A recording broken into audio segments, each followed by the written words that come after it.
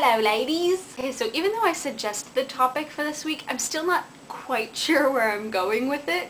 So just forgive me if I seem a little like all over the place. I can get really obsessed with things. Like I go through all these different fangirl phases. About 5 years ago, I even had a Twilight phase. Don't hate me, but I just love being part of a fandom. I love liking something so much that you just have to talk to people about it and go over details and make up little like theories about it. Pardon me while I drink this butterbeer latte. Do you like my mug? It's really cute. I like it. I got it as a gift once. And like in the bottom of the cup, as soon as you're done drinking, there's a message at the bottom and it says you're a cupcake pixie from a magic land. How fitting is that? So thing one, I love Harry Potter. Like I keep wanting to say who doesn't love Harry Potter, but then I remember some of you guys. I'm not gonna name you. You can name yourself if you want, but you know, you don't like Harry Potter. Weirdos. I won't explain what Harry Potter is either. I mean, you've probably seen and heard enough about it to actually know what it's about.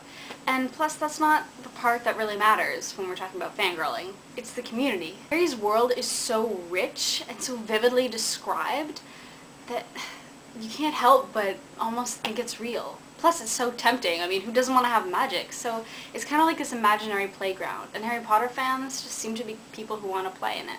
From the first book, we've been deciding what house we should belong in, and we thought about it so much that it becomes like this alternate universe in the back of our minds. Thing 2, Doctor Who. I'm so freaking addicted! If you don't know, Doctor Who is a British science fiction show about an alien who looks human but is actually called a Time Lord. His name is the Doctor, and he travels through time and space in something called a TARDIS, which looks like a 1960s police telephone box, but it's bigger on the inside. He also has bitchin' adventures. Usually takes a hot girl with him. He's not really attracted to them, that's not really the kind of relationship it is, it's more like they're really amusing pets. When he's about to die, every cell in his body completely regenerates, which is saving his life and making him look completely different, which is how he's over 900 years old and the show nearly 50. To the fans of the show, I can't wait for the Christmas special. Oh my god, I feel like my brain hasn't had enough exercise. Funny thing, I only started watching it in March. I'd always wanted to see it, but I didn't really know where to start, and then my friend was just like, just sit down, we're watching Doctor Who. So if you know you want to watch it, but you don't really know where to start, I'd say start with the 2005 season. It's where they kind of rebooted it and started it again. And if you're not sure if you want to watch the show, you just want to get like a taste for it, I'd say watch the first episode of Series 5. And it's not really heavily connected to any other plotline, so if you just watch that one, it's not like there's going to be any big dramatic spoilers. You just really get an idea of what the show's about. And what the show's about is being damn good. Alright, so thing 3, Dollhouse. It's this show that I just finished watching, and it's just, oh, it's so good! It's so good! So the Dollhouse is this underground organization where people who live there, known as dolls or actives, are completely wiped of their own memories and personalities, and then they can get kind of rented out to people, but before they're injected with whatever personality or memories that person needs them to have.